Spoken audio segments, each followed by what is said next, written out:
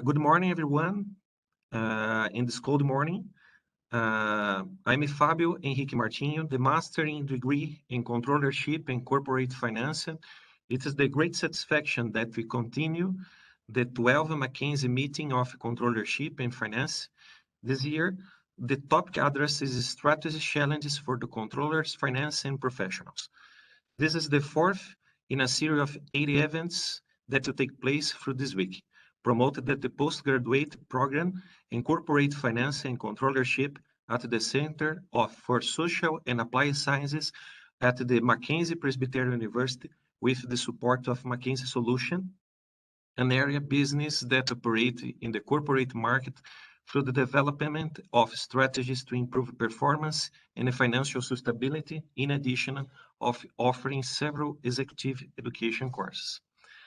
I would like to thank you, our guests of this lecture, who accept the invitation to participate in this meeting. We have the subject, the behavioral approach to the study of real option markets.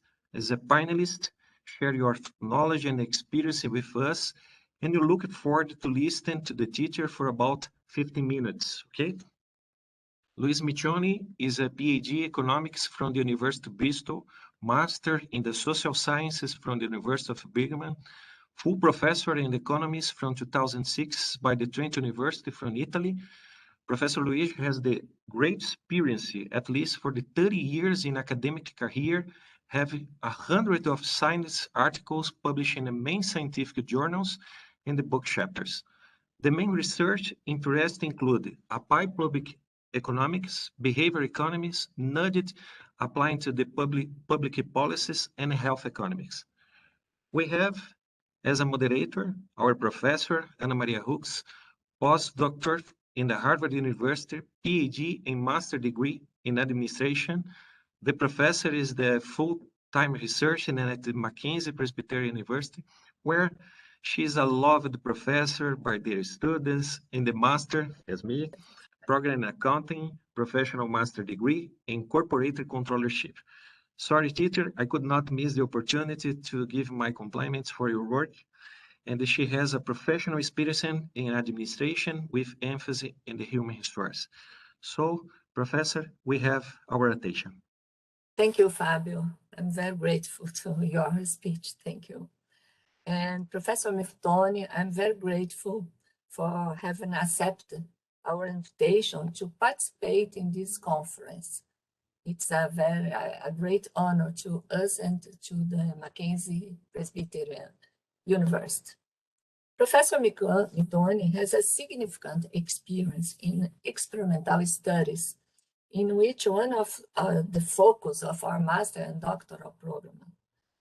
And we need to test solutions that our students develop for the organizations they have been working with. So welcome, Professor Mittone, to this conference. Thank you. Inviting me. I will share my screen to show you some slides that will be very, I hope they will be helpful. So let me share the screen and see if I can manage as I like. So my presentation is about a paper that I published together with Azzurra Moreale and Giovanna Lonigro, who are respectively an associate professor at the Lappeenranta University of Technology in Finland, Azzurra Moreale, and Giovanna Lonigro is a full professor of engineering at the University of Palermo. The paper has been published on the European Journal of Operational Research some years ago, in 2019, and the title is Risky Choices in Strategic Environment, an experimental investigation of a real option game. This is an exercise of behavioral and experimental economics applied to a model, a standard model that tries to explain how the real option markets work when they are shaped like as a sort of, you know, strategic situation where two agents do interact. So let's my agenda for this presentation is to give some hints about the motivation. I already introduced it. Then the research question, the theoretical background. Then I will try to explain how the experimental design works, and then some results and conclusions. I will try to be as concise as possible, but I must anticipate you that it's a quite complex experiment. Here there is an example from the real world, from reality, of the kind of situation that we tried in some way to mimic with our model and with our experiment. This is an example, but there are many of this kind from the past. I don't know if you know the story of Betamax and VHS standards. In the 1980s, there were two main technologies for what it regards video cassette recorders. One was by Sony, and it was called the Betamax. And the second one was a technology that was not owned by only one company. It was a set of companies, Matsushita Electric, Unite, and GVC, and other brands that made an alliance to start to build video cassette recorders using their own standard, their own technology, which was called VHS. Okay. Now, what does it happen? The Betamax was technically better than the VHS. It was better in terms of quality, but it was a sort of a closed world because it was only Sony using this standard. You understand what I mean? While the other standard was less good, technically was not good as not so good as Betamax, but given that many firms, many companies were adopting it, it became the standard all over the world. So Betamax disappeared after some years, disappeared, and only VHS survived. Now, let me go back to the beginning of the story, and let me imagine that Sony was asking to itself when would be the best moment to launch the Betamax format. So we are at the beginning of the story. So I told you the story, but now I went back. And to answer to this question, Sony had to cope with two sources of uncertainty.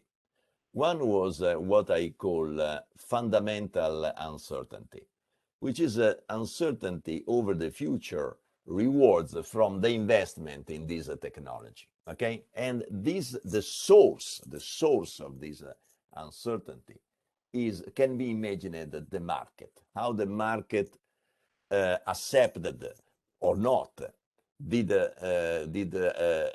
use or not the standard, the Betamax standard. And then there was another source of uncertainty, another kind of uncertainty, which was the strategic uncertainty, which was linked to what the other producers, the other companies would decide to do. You understand what I mean? How to react to the Betamax, to the launch of the Betamax. Betamax was the first one, by the way. They had the technology before the other ones. You understand what I mean? So they had this advantage to be the first movers, okay? And they have to decide when to move, when to launch the product. So From one side of the market, uncertainty linked to the market. From the other side, uncertainty due to what the other ones would do. Okay, the competitors. This kind of situation where you need to cope to these two sources of uncertainty, fundamental uncertainty and competitive rivalry, okay, when you must cope with these two sources, is quite frequent. Managers have to do this. And we can broadly speaking divide these two sources of uncertainty as the focus, the target for two streams of literature. From one side, the real option analysis literature, that is a matter of evaluating investment decisions under fundamental uncertainty, market forces. The other one is game theory.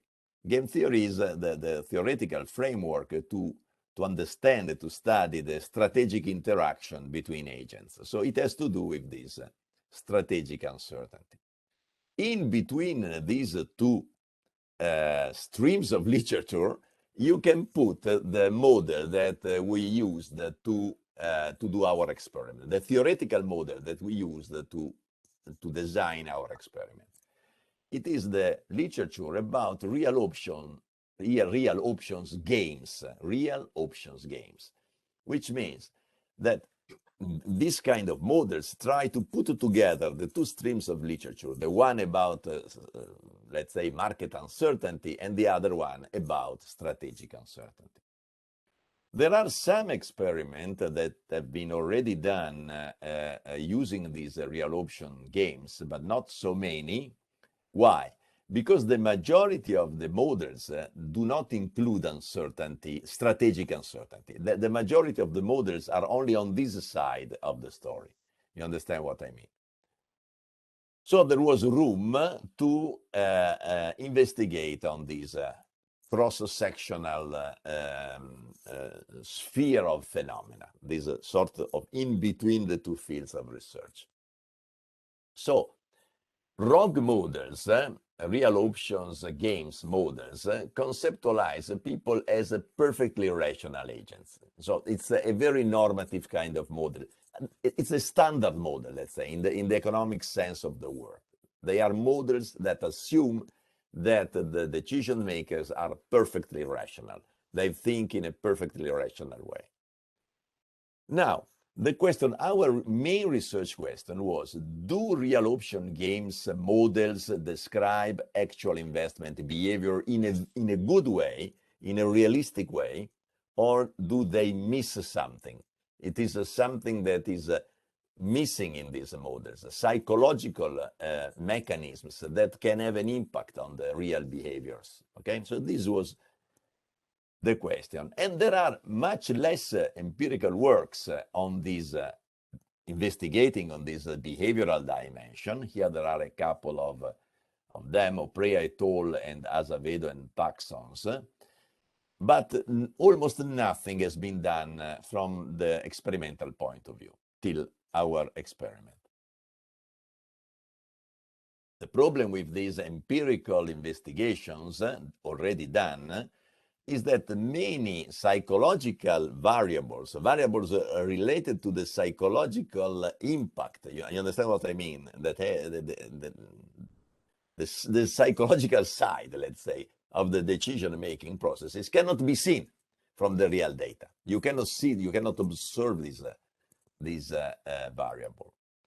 So what we decided to do is to run an experiment, because the experimental approach allows to investigate on the psychological dimension. Okay, we can isolate the factors into the lab, and and therefore we can investigate on the psychological variables.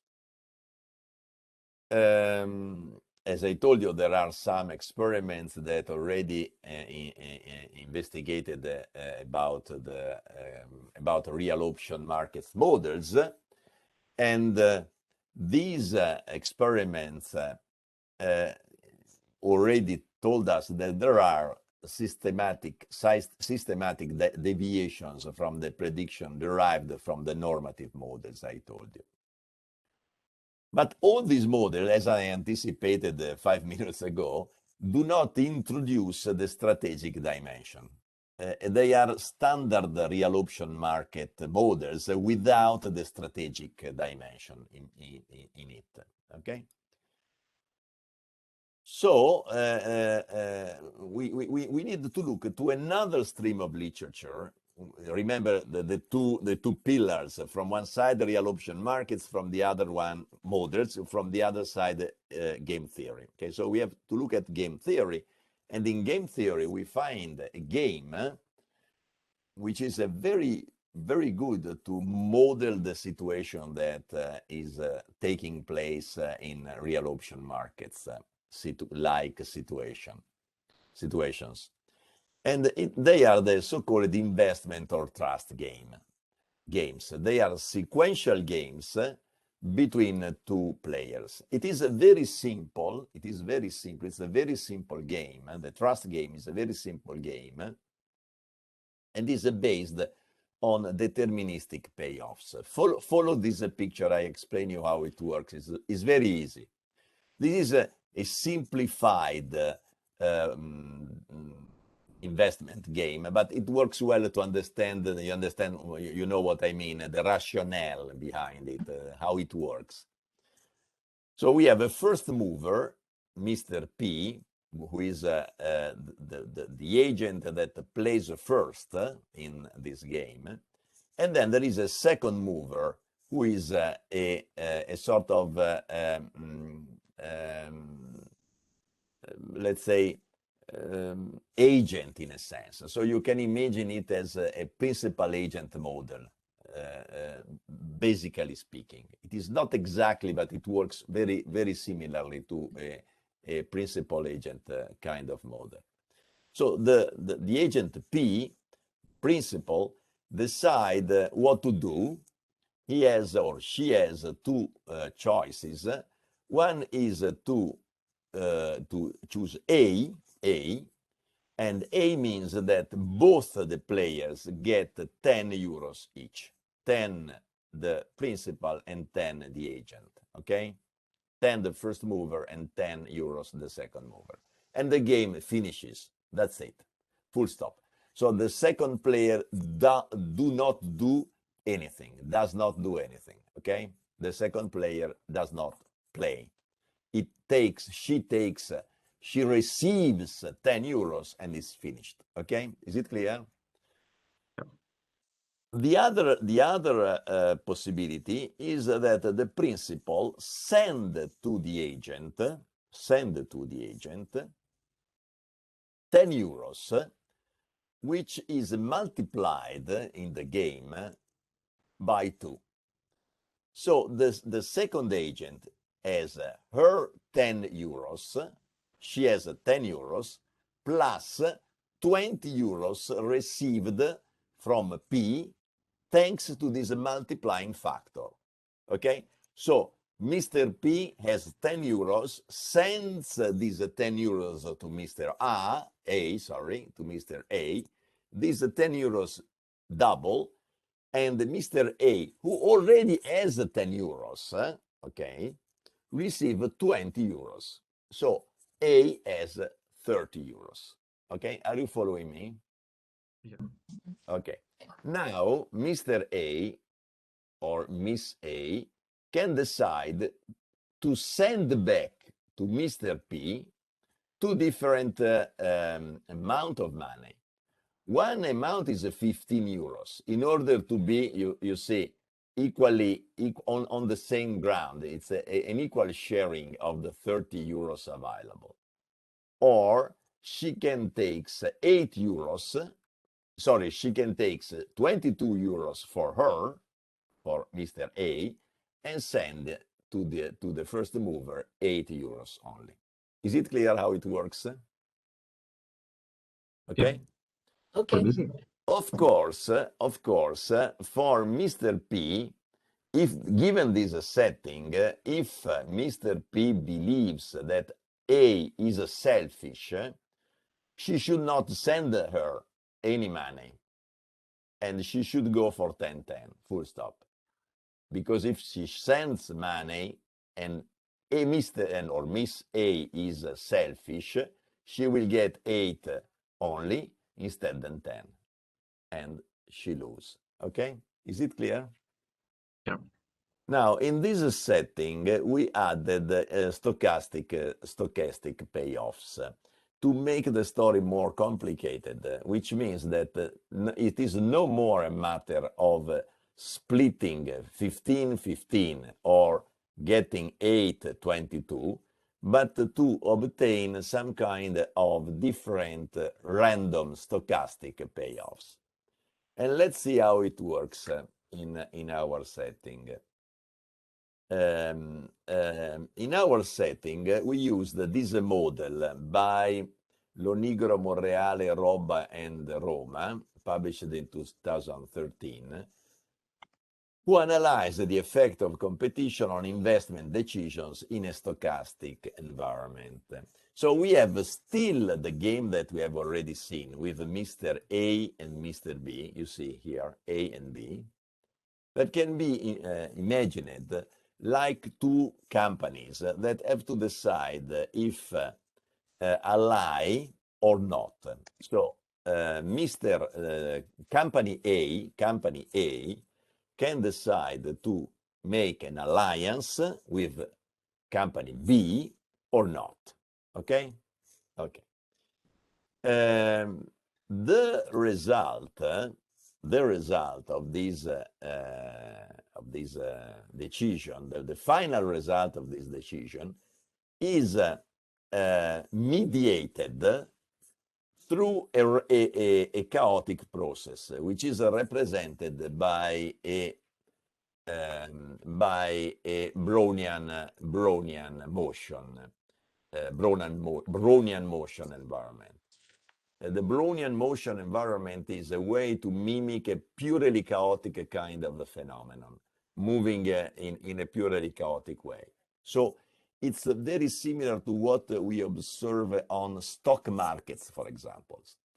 If you look to the, the movements of prices second by second in a stock exchange market, you see these very, very chaotic patterns, and they are similar to a Brownian motion. So the idea of this model is to have these strategic interaction of the kind we have already seen, okay, but with the final outcomes determined by this Brownian motion, which mimics the market. Is it clear till now, more or less, how it works? At least the rationale? Okay. Okay, let's go on, because it's not finished. It becomes even more complicated. I'm sorry, but it's a very complicated kind of model. Now, there are many different equilibrium solutions if you use a purely analytical approach. By the way, I don't show you the mathematics, which is quite complicated. I skip it. I give you only the sense, yes, the meaning of the model. Yeah. So if you go analytically, you have a lot of possible equilibrium solutions. Why? Because there is this, this chaotic environment that mixes up everything, and this is something that makes much more complicated. So, but if we reduce the model to the if we introduce some numeric parameters into the model, just to see what happens if I apply some numeric specific parameters, I can restrict the number of solutions, okay? Because I put numbers in it. So I assume that the story goes in a given way, okay? Giving numbers into, using parameters into my model. So, and it works in this, using a set of, one of the possible scenarios using the parameters is the following. We have that the first mover has an option H or an option K. Option H gives to the first mover a certain payoff. So at time t, it gives you, for example, 10 euros for sure, and leaves to the second mover the result from the chaotic, you remember the chaotic landscape of the Brownian motion, okay? So I get 10 and I leave you what it will be. We don't know. It's an uncertain outcome, okay? Or I can go for, I am for the first mover, or I can go for option K. Option K means that I don't decide and I give to the second mover the task to decide for the both of us. And the second mover, if receives this task, this right to decide, the second mover has two options. Option H and option Y, okay? Option H means that the first mover gets the risky outcome, and he, the second mover, or she, gets the certain outcome. You understand what I mean? It's a sort of reversing what the first mover could do in the case she did not send the ball, she did not give the chance to decide to the second mover. Okay? Or option Y, the second mover can decide to share 50% the uncertain outcome. The outcome from the chaotic landscape, the result from the chaotic landscape. Okay? Okay. Is it clear? Yeah. Now, if you put in this game numeric parameters, the right numeric parameters, you can get a situation where the expected value from the random process, the expected payoff, is higher than the sure payoff. So ER is this one. ER is greater than C. Is it clear? C is the sure outcome. ER is the expected outcome through the chaotic process. But C is greater than 0.5 times ER. So C is more than splitting the uncertain outcome. Are you following me? Yes. Now, using these parameters, there is only one solution to this game. Assuming risk neutrality, if I assume that my players, first mover and second mover, are risk neutral, if I assume this, then the first mover should always send the ball to the second mover, should always tell to the second mover, you choose, okay? Why? Because the second mover will always choose for herself C, which is greater than 0.5 ER.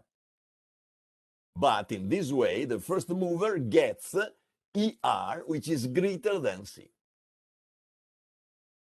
Is it clear? Yeah. And the first mover, the only way that the first mover has to get this ER is to pass the ball, to give the right to choose, the duty to choose to the second mover. So the prediction of this model, the normative standard prediction of this model, is that all the first mover, assuming risk neutrality, all the first mover should send the give the right to decide to the second mover. Is it clear how it works? Yeah. Okay. Okay. Now, given this landscape, what are our research questions? The first one is, do first movers reject the certain payoffs and pass the choice to the second mover? as the model predicts? Okay, so this is the first question.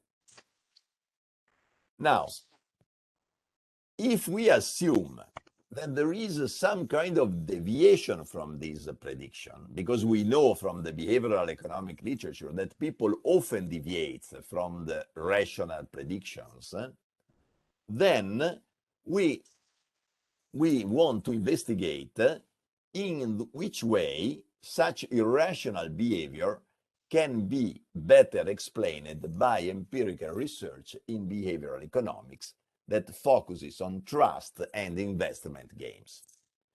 And if we look to these games, to the literature, the behavioral literature applied to this kind of games, we discover some psychological mechanisms that potentially can work, can be at work.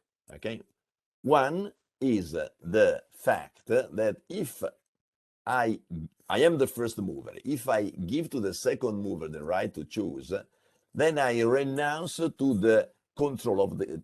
I cannot control the game anymore. So I renounce to the control, to controlling. You understand me? Yeah. And this is something that psychological can be seen as a cost.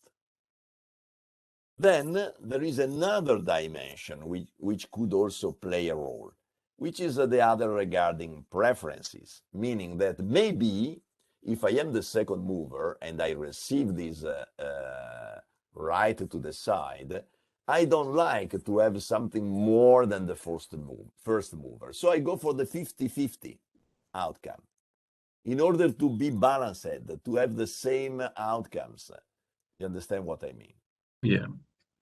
So we designed an experiment. We asked to the participant to choose among the setting I told you. You remember, I don't repeat how it works. But we did it by telling them that they have to imagine to be the first mover and the second mover. So we tell them, imagine to be the first mover. What do you do? And now imagine to be the second mover and that you received this right to choose. What do you do? In this way, we control, you understand what I mean? For each player, we control both the behaviors in the two roles, and we get much more data, okay? Now, following the first hypothesis, the first question, if the participants are standard Homo economicus kind of players, then the first mover should always choose alternative K, which is giving the ball to the second player, okay? But as I told you, there are many possible mechanisms that could play a role. And among them, there is this story of the source of uncertainty. Does this matter or not? If I know that the second mover is a human being, does this matter or not? If I substitute the second mover with a random device, a mechanism like a state of nature, like the famous market that we have in between the two situations, which is captured by the randomness of the result if you choose the random choice. Does this matter? So what we did was to build the same experiment in two fashions. In one fashion, we used real human second movers, okay? And in another treatment, using different participants, of course, we told them that it was a sort of, roulette, something like a random device, playing the role of the second player, okay? Is it clear? Yeah, yeah. So the first experiment has a real human being, first mover, and a real human being, second mover. The second experiment was first mover, human being, but the second mover, they know, the first movers know that the second mover is a roulette. It's a kind of machine learning, right? Exactly. Okay. Now, there is a literature that now I skip because I cannot enter into the details. This literature is about the so-called betrayal aversion.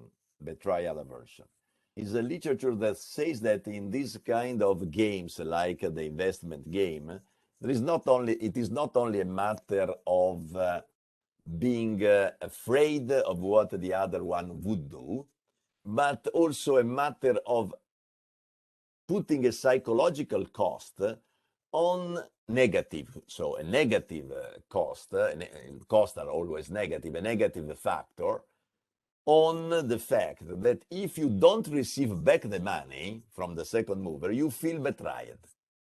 You feel that the other one is betraying you. You understand what I mean? So Yeah. it's not only a matter of thinking that the other one will not send back the money because he's selfish and so on and so forth. But it's also a further psychological cost. I have been betrayed by this. I don't want to be betrayed, you know. You understand what I mean? Yeah, And there are this set of experiments done by Aimon and Hauser, Bonnet et al., Bonnet and Zackhauser, and Hong and Bonnet, that investigate on this, on the role played by this betrayal aversion. They call it betrayal aversion.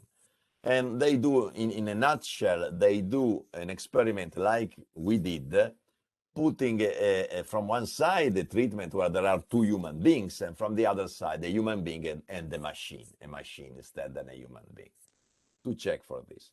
But as I anticipated, we have also this utility from loss of control and other regarding preferences that can play a role, as I told you. So we needed to disentangle among all these psychological factors. So we need another treatment, not only the one that I described.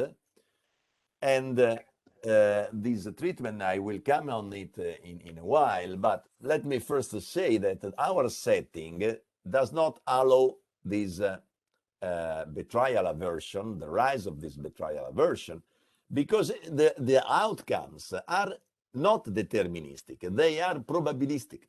So okay. I cannot betray you if the outcome at the end, you know, is a matter of chance. Where is the betrayal? There is no betrayal here at work.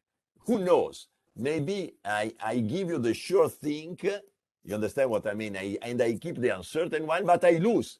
Because it is true that the expected value is higher than the sure thing, but it is an expected value. So what I can get at the end is less than what you get. Yeah. If I am unlucky. Are you following me? So it's not a matter of betraying you. It's a matter of choosing among two alternatives without the certainty. You understand what I mean? So you don't have any problem. You cannot feel betrayed by me. I cannot punish you in some way, for sure. So the betrayal aversion has been ruled out thanks to the from the model, right? Exactly.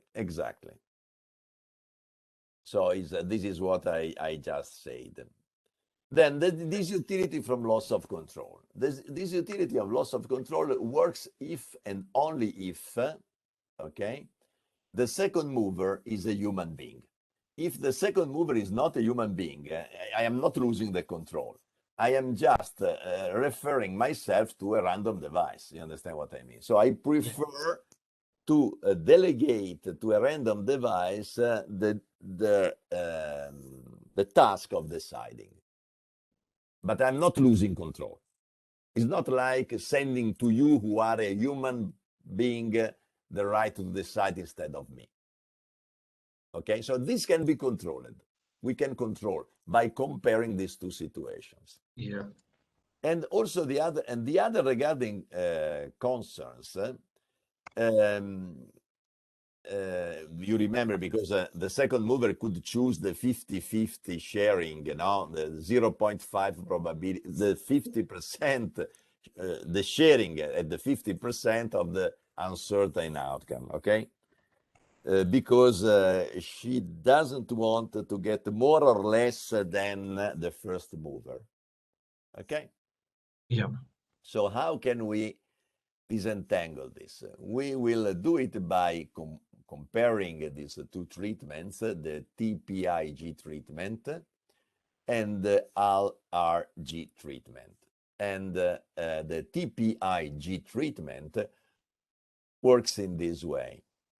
We tell them that the second mover is a human. Follow me, is a human. But we tell to the first mover that previous players in previous experiments, okay, second movers, played in a given way. So I give you the information about what happened in the past.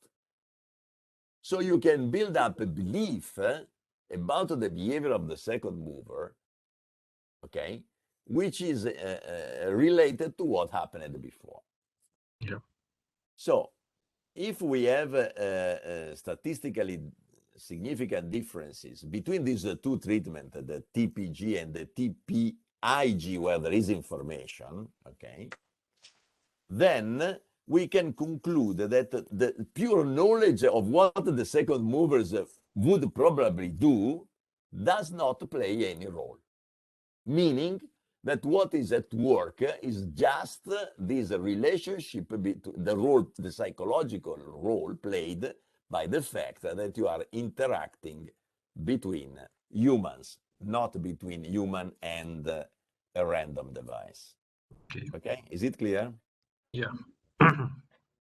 So this is the platform. Now this is the experiment. The design of the experiment was quite at the end was not so difficult to understand for the participant. It looks difficult now because I told you the entire landscape that is behind it. But for the participant was not so difficult.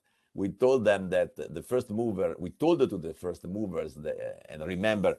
You play either as a first and either as a second mover. We told them, look, you have to choose option H or option K in the setting where the second mover is a random device. You have a certain set of possible outcomes, okay, triggered by this random machine.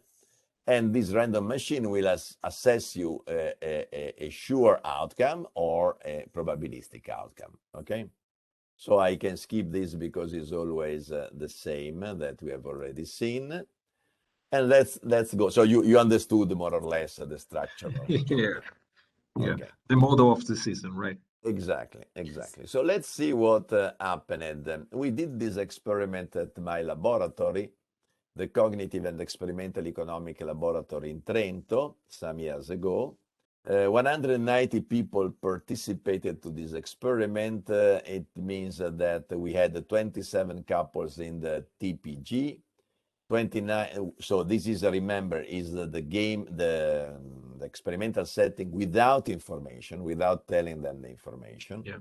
29 couples in the TPIG, and 28 couples in the CBG, and finally 30 individuals in the LRG. Remember all the different treatments with humans, and information, with random. So remember all the settings.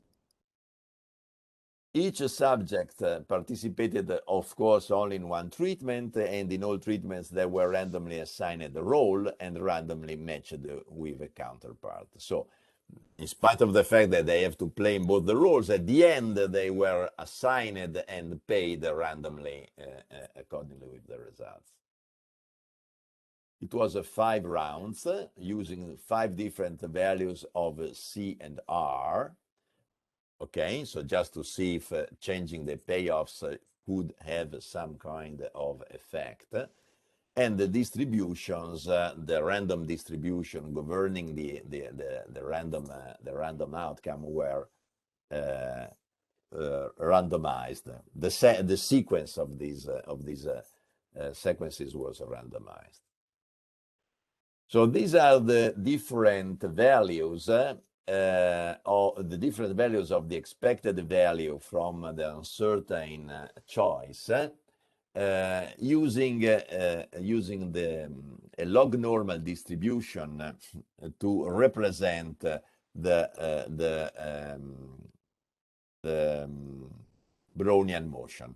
Because if you get a you can demonstrate that if you map a Brownian motion phenomenon and you cut it at different moments in time, this is always can be always represented with a log normal distribution of probability.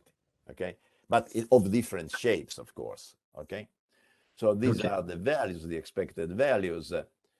These are the values of the sure thing computed, keeping into account the different random outcomes. And we gave to this distribution the names of five different Italian towns. Okay. This is an example of the log normal distribution. But I will skip this because you understand. Did you understand? I think you understood the rationale. Yeah. Before to go into the experiment, Professor. Yes. I'd like to interrupt a little bit because we have a time to hear. That's a fantastic explanation. I love it. But we have questions from our audience. Okay. Professor Anna, do you like to make the questions for the Professor Luciani? Yes, I think that we can ask Professor if you can share your test with our students so they can read the complete conclusions of your experiments. Can you do this, Professor? The paper, you mean? Yes, we can share the paper with our students. I sent you the paper. Yes, but I can share the paper for our students. Yes, of course. Yes, Okay. of course. Yes, because we have one discipline that is about experimental studies. Okay. So your study is a very complex one. Yes, it's a very complex one. Yes. Yes, and the paper is very well constructed. So it is very interesting for us. No. You can absolutely. You can share the paper. You can give the paper to your students. No problem at all. Yes, I think that some of the students are now in the class listening to your presentation and participating. So I think that will be very interesting to discuss with them the paper. Absolutely. You please give them the paper I sent you. Yes, share them. Yes, share with them. One question is that is a general questions because I think that you explain very well the experiment for the students, and they can read the results. Okay, but if they read the paper, is probably easier because they can concentrate step by step. I made a summary, but if you read the paper, you understand better all the details because I cannot explain all the details here. It takes too much time, of course. But your presentation was very clear, so we can, after this, they can read completely the paper and understand. Good. And I have a general question for you. Yes. Our students, they are executives. They are CEOs, CFOs, and from different companies in different types of organizations. And they make decisions every day. And they have competitors in the market. They work. And as an experienced behavioral economist, scientist that you are, what advice would you give them for negotiating with competitors, given the results or the findings of your experiments? Well, the suggestion is to keep into consideration what we know from behavioral economics about the psychological factors that can influence the result from a strategic interaction, a bargaining, a situation where you are interacting with someone. And there are many phenomena that has been discussed into the behavioral economics literature that can help. I mentioned some of them. One is this aversion for inequity. So people seems in some people are influenced by too unbalanced outcomes. They don't like to feel too much advantaged or too much disadvantaged in the sharing of something. So if you want to have a good bargaining, you need to keep in mind this. This is something very common, and you need to find a way to, to balance your offer. Even if you are in a strong position, in a sort of first mover position, nevertheless, you have to keep into consideration this to avoid unexpected reactions from the side of the other player. So this is an example, but there are many others. This is the story about other regarding preferences. But from my experiment, from this experiment, it emerged that it is also a matter of the fear to lose the control of the situation, to lose the control of, you don't like the idea that abandoning a strategy, for example, you will lose the control of the market, the control of the shares of the market. And this can push you to take wrong decisions because at the end, the result is that you lose the market. You understand what I mean? Because you don't change, for example, your strategy. You don't adapt your strategy to the strategy of the other ones, of your competitors. You stick on the fact that you are the leader of the market. So a classical example of this phenomenon is in the portable telephone industry, the Nokia.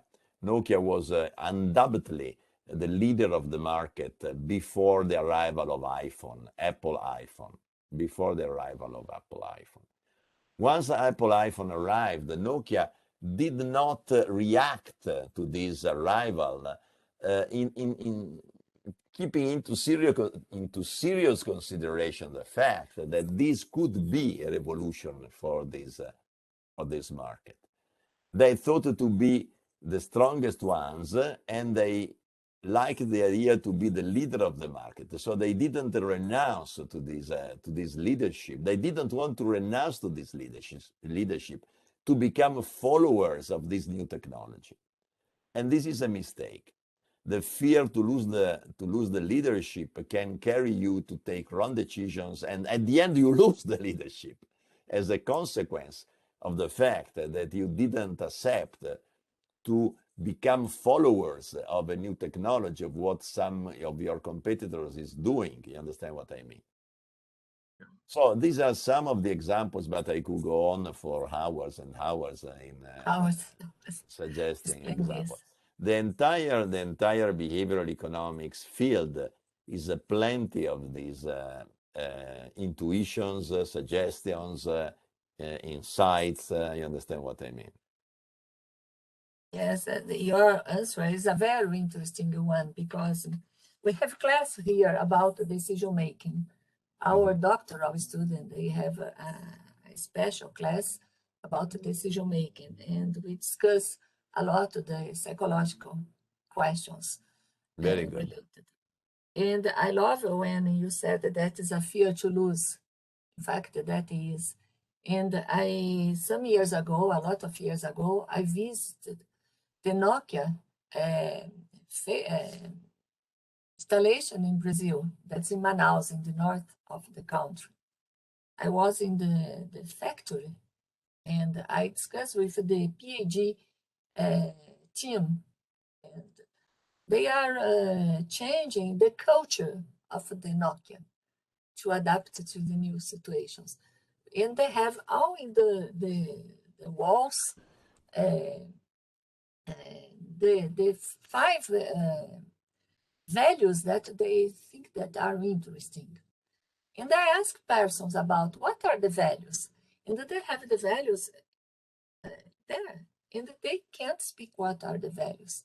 So they can change the culture of the organizations in time. So that's everything that is inside the culture. So your example was a very interesting one. So that is, I'm very thank you for the participation in your answers. I don't know if you have someone. Fabio, does we have questions from the people? No, no one. No? Everyone is amazed with how can I put the mind of the investors in this simple way. It's a complex idea, but it's important to put it in the scientific paper. So thank you very much. That's amazing. Yes, I You're think that welcome.